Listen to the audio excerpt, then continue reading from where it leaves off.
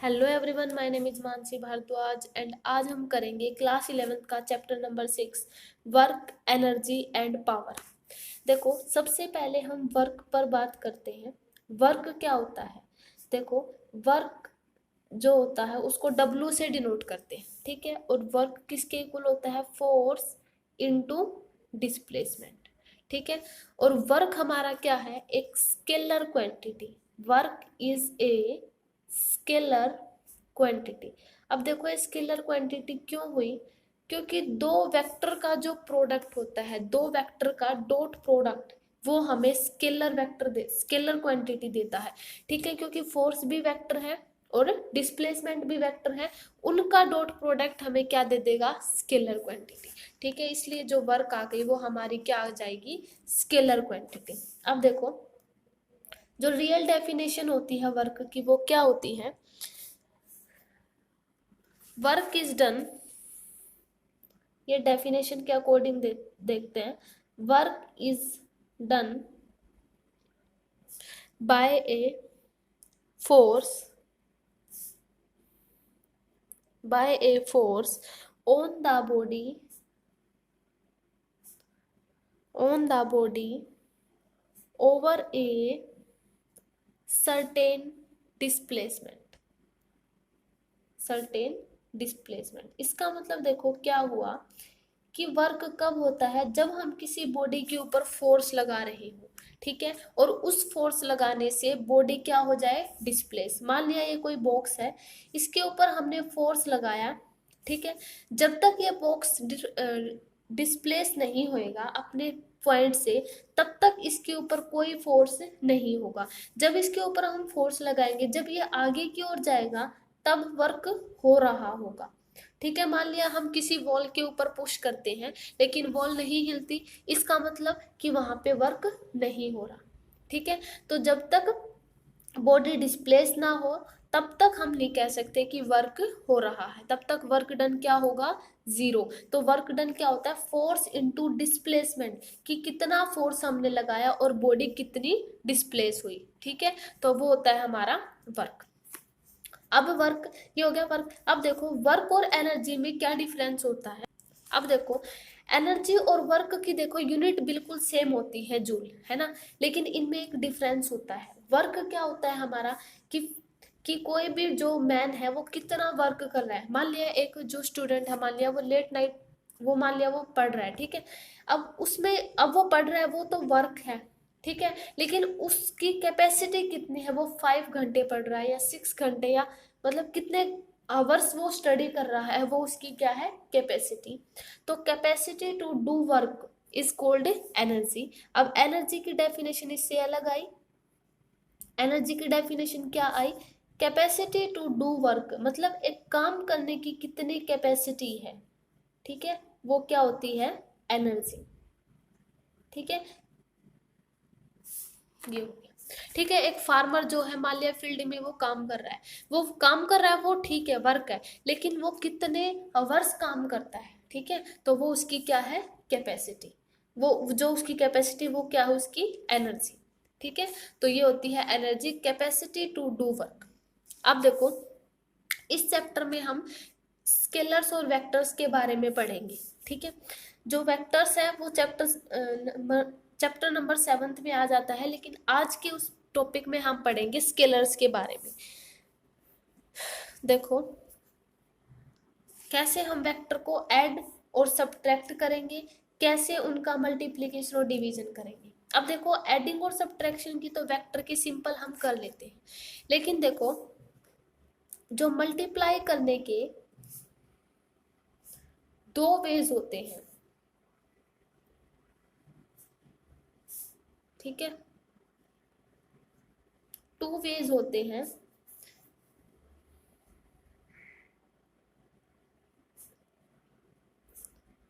First is scalar product, first is scalar product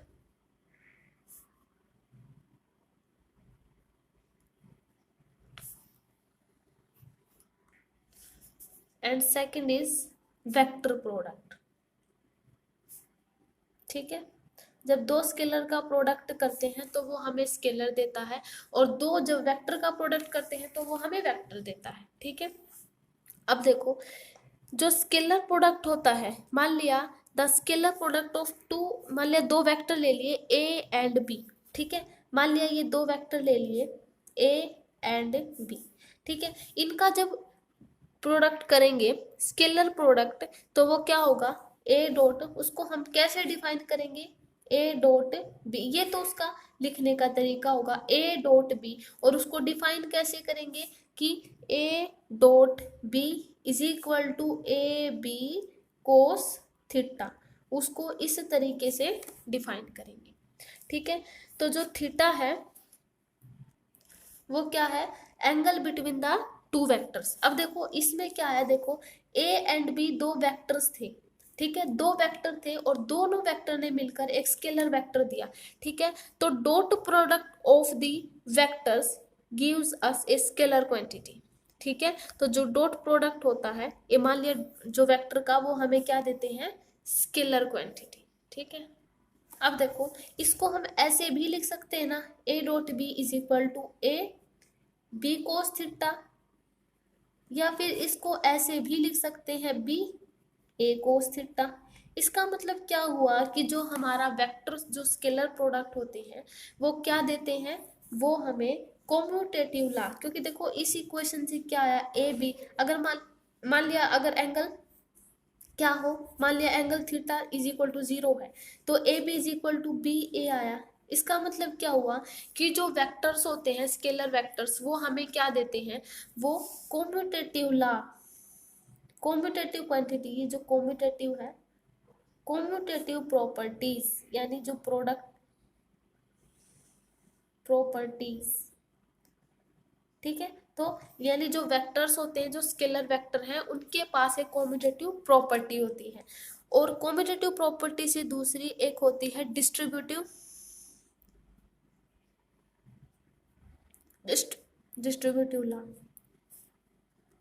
जो scalar product होते हैं वो डिस्ट्रीब्यूटिव लॉ भी ओबे करते हैं। ठीक है, तो जैसे स्केलर प्रोडक्ट थे, इन्होंने क्या ओबे किया, एक डिस्ट्रीब्यूटिव लॉ। अब डिस्ट्रीब्यूटिव लॉ क्या होता है, A dot B plus C is equal to A dot B plus A dot C.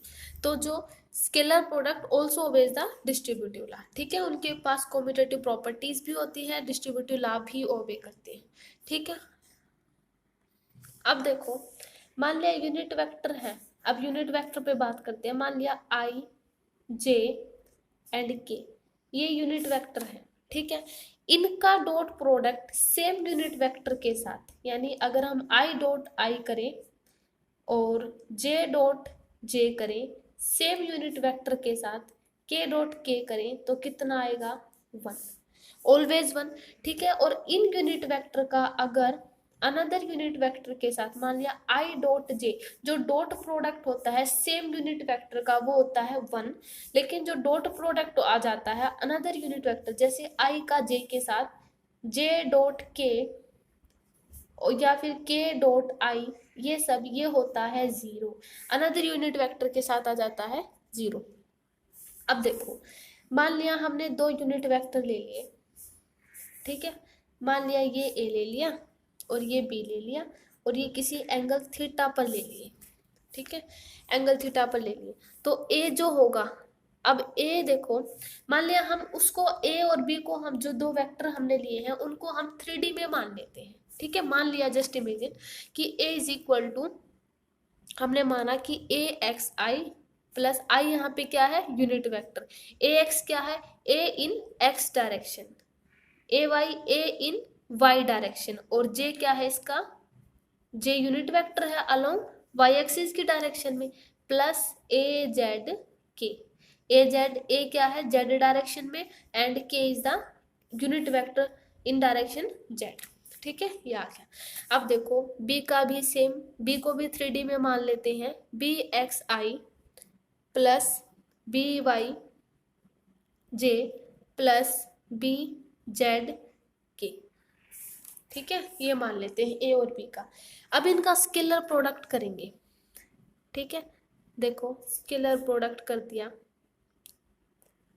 A dot B is equal to, देखो A x i plus A y j plus A z k, ठीक है, dot B कितना आ जाएगा, B x i plus B y j plus B z k, ये आ गया, ठीक है। अब देखो आई आई का डॉट प्रोडक्ट क्या होता है 1, तो इसको हम ऐसे लिख सकते हैं ना, क्या, ए एक्स बी एक्स, ऐसे लिख सकते हैं ना हम इसको, ठीक है, प्लस जे का, जे के साथ 1, तो ए Y B Y plus A Z B z के डॉट के आई डॉट आई क्या हो जाएगा 1, ठीक है, ये आ जाएगा। अब इसको देखो ये आ गया। अब इसको हम ऐसे भी लिख सकते हैं, इसका इसके साथ, ए का ए के साथ ही डॉट प्रोडक्ट करें तो ये ऐसे आ जाएगा,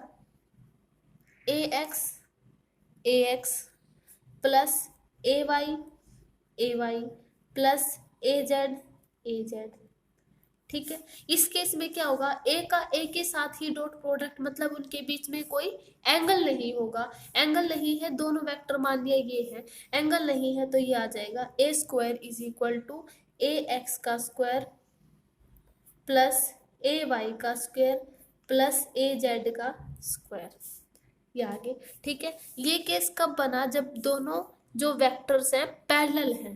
देखो ये केस कब बनेगा, when two vectors are parallel to each other, ठीक है। पैरेलल मतलब वही हुआ ना कि उनके बीच में कोई एंगल नहीं है, ठीक है। When two vectors are parallel to each other, ठीक है, एक दूसरे के क्या हो, पैरेलल हो, ठीक है, ये केस तब बनेगा।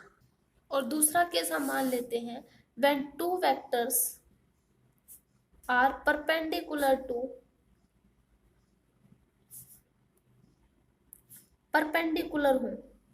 ठीक है, परपेंडिकुलर हो एक दूसरे के, ठीक है। कि मान लिया, देखो ये जो फॉर्मूला था ना, A dot B is equal to A B cos theta, ठीक है। पैरेलल के केस में क्या होगा, कोई भी एंगल नहीं होगा, ठीक है, तो ये आ जाएगा ए डॉट बी, ये हो जाएगा ए डॉट बी ही आ जाएगा, ठीक है, यानी इनका स्क्वायर, ठीक है, हो गया।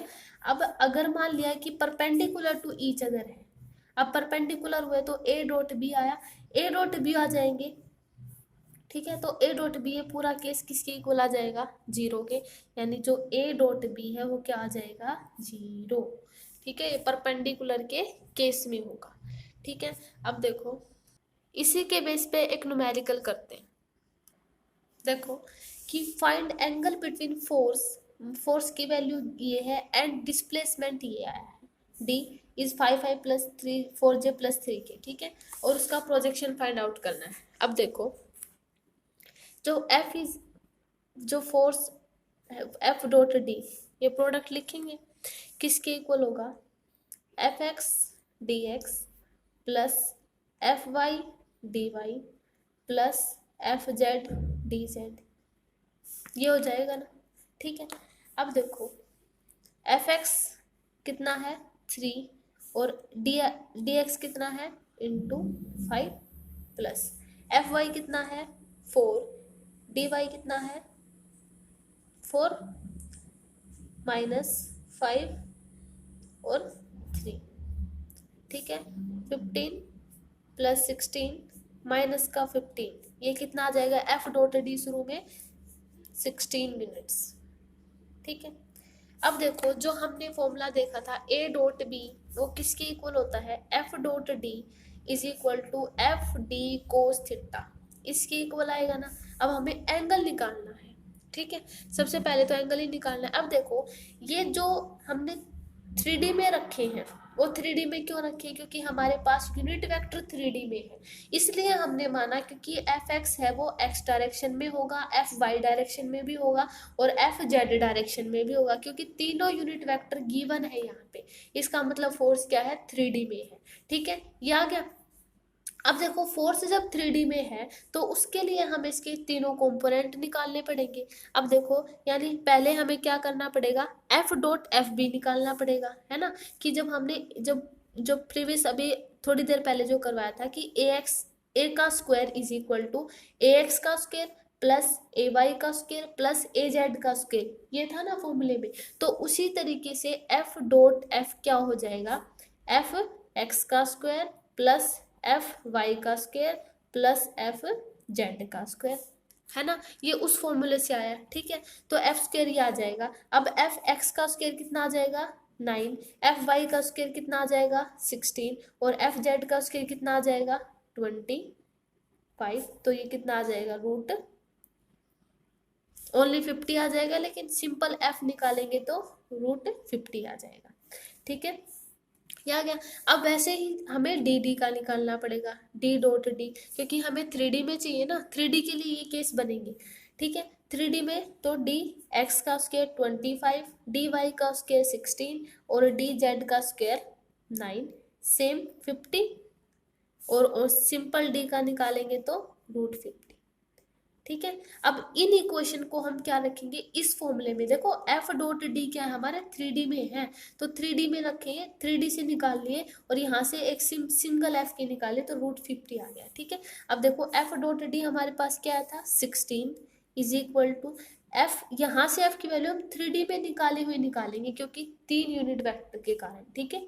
तो यहाँ से कितना है रूट 50, रूट 50, यहाँ से भी डी रूट 50 है और कोस थीटा, क्योंकि हमें एंगल ही चाहिए ना, तो यहाँ से कोस थीटा किसके इक्वल आ जाएगा 16 बाय रूट 50, रूट 50, ठीक है, ये आ गया, ठीक है। तो 16 बाय 50, तो इसको सॉल्व कर लेंगे तो थीटा इज इक्वल टू किसके इक्वल आ जाएगा कोस इनवर्स 16 बाय 50, इसको सॉल्व कर लेना, ठीक है। ये जो भी आएगा ये हमारा एंगल होगा, ठीक है। तो इस तरीके से जब हमारे पास 3D में वेक्टर गिवन हो तो उसके लिए हमें क्या करना पड़ता है कि जो 3D में एफ एक्स का स्क्वायर एफ वाई का स्क्वायर एफ जेड का स्क्वायर लेंगे, पहले उसका मैग्नीट्यूड निकालना पड़ता है, फिर मैग्नीट्यूड को इस वैल्यू में इस फॉर्मूले में रखना होता है, ठीक है। अब देखो ये चैप्टर 6 का बहुत ही इंपॉर्टेंट पॉइंट जो टॉपिक है वर्क एनर्जी थ्योरम। अब देखो जो एक रेक्टिलिनियर मोशन होती थी ना, मान लिया रेक्टिलिनियर मोशन की एक जो है इंपॉर्टेंट रिलेशन होता था रेक्टिलिनियर मोशन पे, मतलब कोई बॉडी क्या हो प्लेन में मूव कर रही हो, ठीक है, एक पॉइंट पर मूव कर रही हो, ठीक है, तो वो होते हैं रेक्टिलिनियर मोशन। उसके लिए एक जो हो कांस्टेंट एक्सेलरेशन के लिए उसके लिए एक इक्वेशन होती थी v square minus u square is equal to 2as। ये बहुत ही इंपॉर्टेंट इक्वेशन है, ठीक है। एक कांस्टेंट एक्सेलरेशन के लिए रेक्टिलिनियर मोशन है के लिए ये एक इंपॉर्टेंट इक्वेशन है, ठीक है। अब देखो यहाँ पे u एंड v क्या है, u is the initial speed, ठीक है, और v क्या है फाइनल स्पीड, ठीक है, एंड s क्या है डिस्प्लेसमेंट, ठीक है। ये डिस्प्लेसमेंट, डिस्टेंस नहीं कहेंगे इसको, डिस्प्लेसमेंट है, ये डिस्प्लेसमेंट है, हो गया, ठीक है। अब देखो इसको क्या करेंगे इस इक्वेशन को मल्टीप्लाई एंड डिवाइड कर देंगे बोथ साइड बाय m/2। देखो इस इक्वेशन को नाम दे देते हैं। अब देखो ये वर्क एनर्जी थ्योरम जो आई थी ना, जो जो वर्क एनर्जी आई थी ना वो कैसे कैसे डिराइव हुई थी ये इक्वेशन, है ना, वो देखेंगे। तो देखो मल्टीप्लाइंग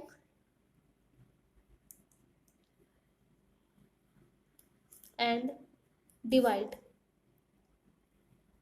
बोथ साइड किससे m/2 से, m/2 से मल्टीप्लाई एंड डिवाइड कर दिया, ठीक है।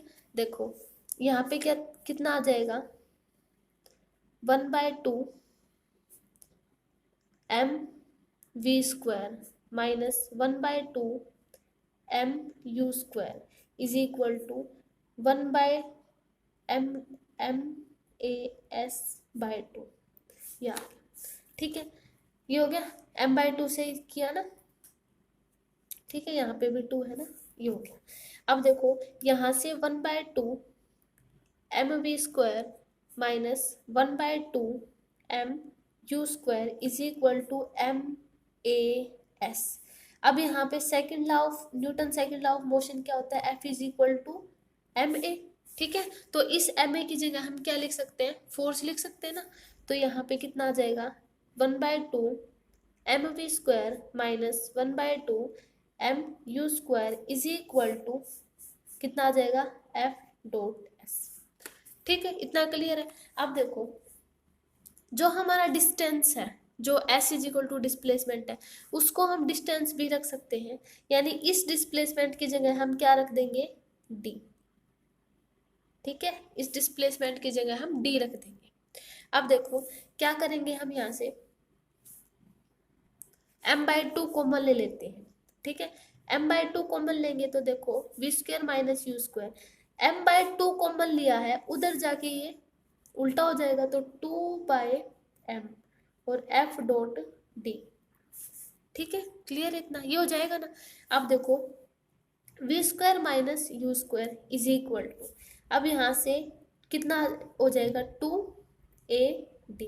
अब देखो ये कैसे हुआ, क्योंकि देखो फोर्स क्या होता है, MA। अब देखो F/m जब इसको नीचे लेके आएंगे तो ये सिर्फ एक्सेलरेशन के इक्वल हो जाएगा ना, तो वही A यहाँ पे आए, ये F/m क्या हो जाएगा, एक्सेलरेशन।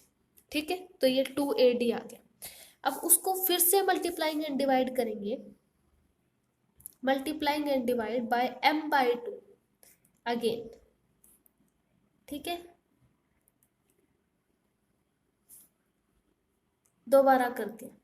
अब क्या हो जाएगा, mv²/2 minus mu²/2 is equal to, इसको भी 2AD। ठीक है, ये कैंसिल यहाँ से, तो 1/2 mv² माइनस 1/2 mu² किसके इक्वल आ गया, MAD। और यहाँ से MA क्या होता है, फोर्स, तो इसको हम F.D लिख सकते हैं। अब देखो 1/2 mv² क्या होता है, हमारी काइनेटिक एनर्जी होती है। अब 1/2 mv² माइनस 1/2 mu², ठीक है, तो ये कितना आ जाएगा, kinetic energy in final minus kinetic energy in initial, क्योंकि एक टाइप से काइनेटिक एनर्जी है ना, ये किसके इक्वल आ गया, F.D के। देखो यहाँ से इंपॉर्टेंट पॉइंट आया कि जो डिफरेंस इन काइनेटिक एनर्जी वो किसके इक्वल आया है हमारा, F.D, यानी work done. Force into distance क्या होता है, वर्क डन होता है। ठीक है, तो यहाँ से जो चेंज इन काइनेटिक एनर्जी आई है ना, वो फोर्स इंटू डिस्प्लेसमेंट यानी हमारी वर्क के इक्वल आई है। तो यहाँ से क्या आया, जो वर्क एनर्जी थ्योरम की डेफिनेशन निकल के आई, जो वर्क एनर्जी थ्योरम है वो क्या कहती है, देखो it's a most important point, work energy theorem, the change in kinetic energy, the change in kinetic energy, kinetic energy में change, the change in kinetic energy of particle is equal to, is equal to, वो किसके इक्वल आया, to the work on it, work on it. ठीक है, तो ये होती है वर्क एनर्जी थ्योरम कि जो चेंज इन काइनेटिक एनर्जी आई वो किसके इक्वल आई, कितना, equal to work on it, कि कितना उसके ऊपर वर्क हो रहा है। ठीक है, तो ये आ गई वर्क एनर्जी थ्योरम। ये बहुत ही इंपॉर्टेंट टॉपिक है, जो चैप्टर 6 है work energy theorem, energy, work energy और जो पावर है। ठीक है, तो ये उसका इंपॉर्टेंट टॉपिक है कि वर्क एनर्जी थ्योरम क्या होती है, change in kinetic energy of particle is equal to work on it. ठीक है, अब एक न्यूमेरिकल करते हैं।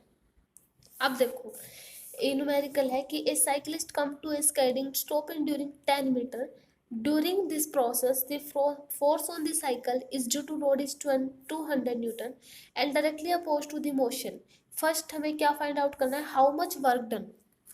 सबसे पहले हमें वर्क ही फाइंड आउट करना है। वर्क क्या होता है, फोर्स इनटू डिस्प्लेसमेंट इनटू कोस थीटा, ठीक है, F dot D cos theta, ये आ गया। अब देखो यहाँ पे कोई भी वर्क नहीं, यहाँ पे कोई भी एंगल नहीं है क्योंकि वो सीधा मूव कर रहा है, ठीक है, साइकिल जो है सीधी मूव कर रही है, इसका मतलब एंगल नहीं है, ठीक है।